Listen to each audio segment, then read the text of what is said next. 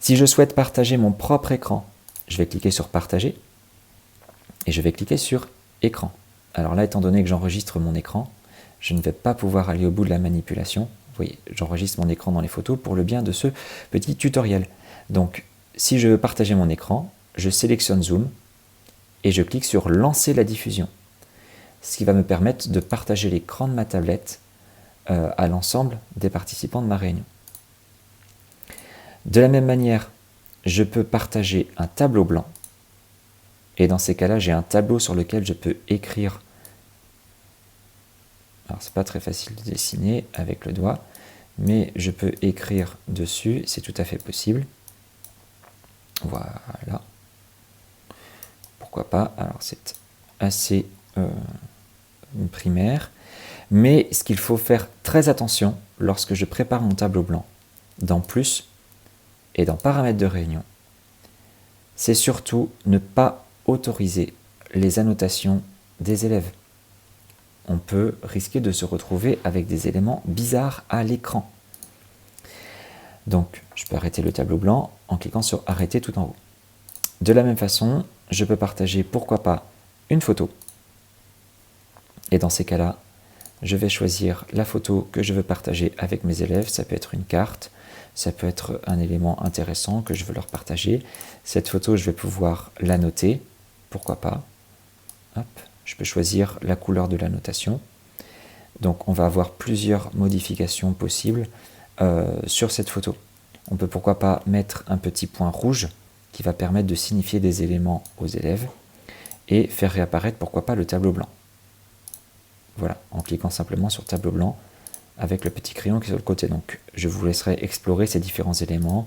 On peut rajouter du texte sur la photo en double-cliquant dessus et en écrivant directement le texte sur la photo. On peut changer la taille de l'écriture si l'on souhaite avec l'aide des petits A.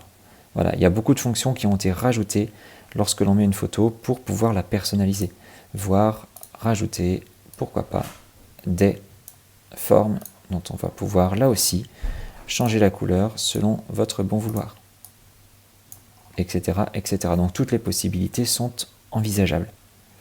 On peut enregistrer nos modifications ou effacer l'ensemble des modifications que nous avons fait sur notre photo. Autre élément que l'on peut partager, on peut pourquoi pas aller chercher un élément dans notre iCloud Drive. Et si par exemple notre cours est sur un fichier Pages, je vais pouvoir ouvrir mon fichier Pages directement à l'intérieur de mon Zoom et partager mon écran avec l'ensemble de mes élèves et je vais pouvoir, toujours avec les outils d'annotation, pouvoir signifier des éléments à l'intérieur de mon Zoom. Je vais pouvoir rajouter du texte, rajouter des ovales, rajouter des formes, etc., etc. Mais je ne vais pas pouvoir écrire directement dans mon Pages. Ça, c'est pas possible. Ça n'est qu'une vue, ce n'est qu'un visualisateur. Je ne vais pas pouvoir ici, de même qu'on voit que les modifications que je fais appartiennent simplement à l'écran et n'appartiennent pas au document. Donc là, je vais effacer ma petite flèche. Voilà.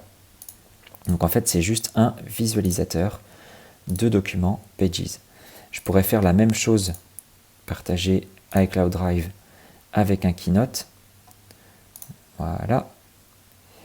Et dans ces cas-là, de la même façon, je peux faire défiler mon Keynote diapositive par diapositive ou mon PowerPoint. Ça fonctionne de la même façon. Donc tout ça est dans l'onglet Partager tout en haut et je vais pouvoir aller chercher dans OneDrive. Si c'est dans Dropbox ou OneDrive, je vais pouvoir de la même façon aller chercher ou Google Drive, peu importe l'endroit où vous rangez vos documents. Donc c'est assez pratique, je vais même pouvoir aller chercher, pourquoi pas, un site web ou un signet que je vais partager avec l'ensemble de mes élèves. En l'occurrence ici, je n'ai pas de signet. Hop, si je rajoute un site web, je vais aller copier l'adresse du site en question. Pourtant, ça m'a l'air d'être le bon site. Alors, vu que j'enregistre mon écran, il est probable que je sois un tout petit peu trop optimiste. Hop. Voilà, c'est bon. C'était en effet pas le bon site. Et je vais pouvoir naviguer sur le site internet et les élèves vont pouvoir avoir accès directement au site internet que je suis en train de visiter. Et ils ont donc la possibilité de voir exactement la même chose que moi à distance. Donc l'onglet partager tout en haut est extrêmement riche et vous permet de partager avec les participants énormément de choses. Donc nous verrons dans une prochaine vidéo comment se passe l'ajout des participants et comment nous pouvons les gérer à partir de notre tablette.